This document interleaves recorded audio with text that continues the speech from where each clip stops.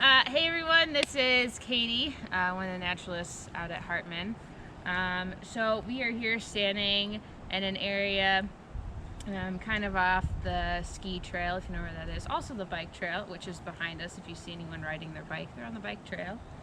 We're actually standing in what is supposed to be water, but there's no water here right now. It's been a pretty dry spring so far. But this is, oh my gosh, I'm having a brain fart. Ephemeral wetland. Thank you. Ephemeral wetland. So what that means is that usually during this time of year, there's supposed to be water in here. Not a ton of water. So it's kind of just like a pool. A little pool of stagnant water.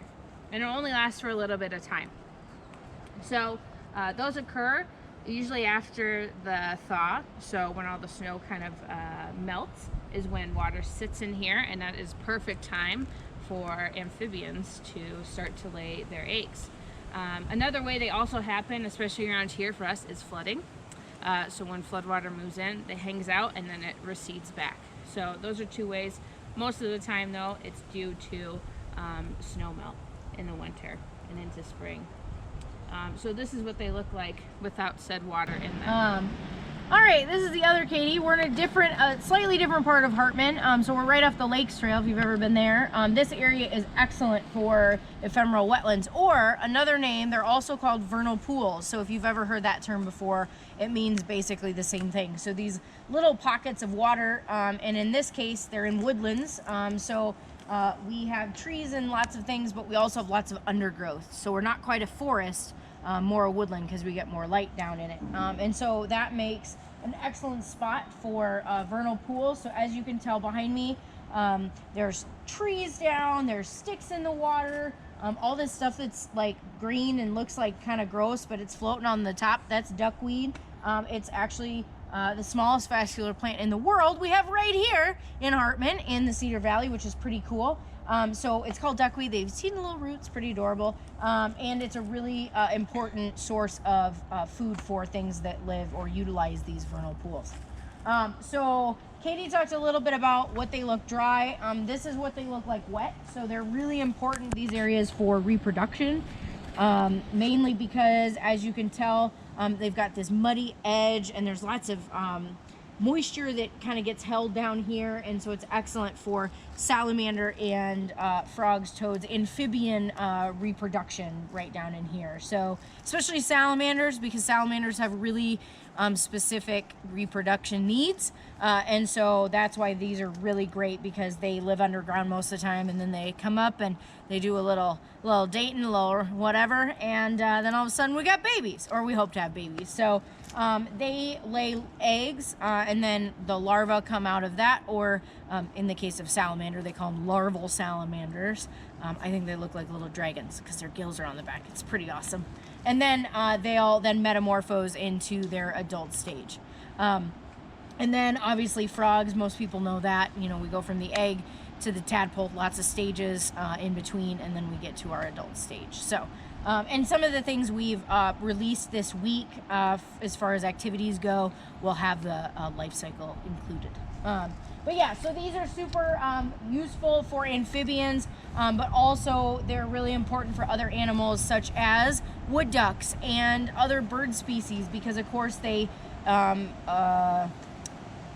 attract other insects that lay eggs in water. So think like mosquitoes and things. I know we don't like them, but they're really, really important for the life cycle of amphibians as well as birds and other things. So if you don't have the insects, you don't get the other cool stuff. So you got to have that big bottom of the pyramid, if you think about it like a pyramid. So, and this is a wonderful area, and you know, there's lots of cool like wildflowers and lots of sedges. So that's what basically the woods calls grass. So think of our turf grass on our lawns.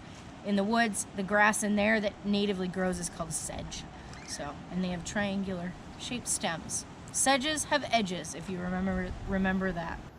All right, so this is Lake Minot. If you've ever been down here for a field trip back in the day, it is a lake. It is not a vernal pool. It is much too large to be a vernal pool, and the water stays in here much longer, like all year round. So most of the time, especially for salamanders, lakes this large don't tend to be great for reproduction.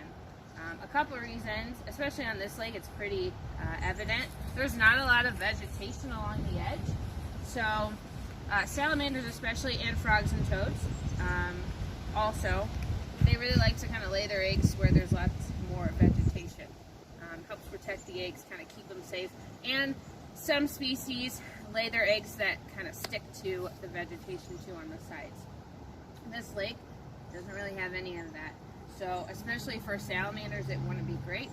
Depending on the frog and toad species, they could be a little more adaptable because sometimes they lay their eggs in puddles too. But for the most part, we don't really see a ton of frogs and toads in here, and definitely no salamanders. Another one of those big reasons is predation. So it floods often, and even without flooding, there's fish in here, and fish love to eat eggs of frogs and toads and salamanders. Predation is a big problem because they'll lay these eggs, and then the fish will come along and just eat them, because bass have large necks. So predation's an issue, not having places to lay their eggs.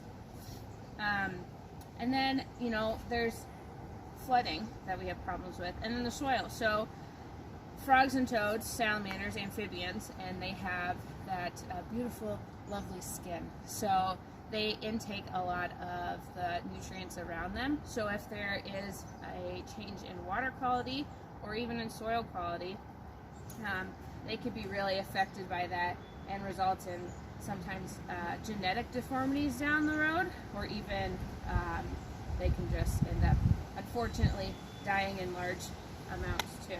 So it's really hard, especially with the amount of flooding, especially that we had last year, to kind of gauge where we're at with those populations, because we just don't see them often out here anyway, so we don't know how they've been affected by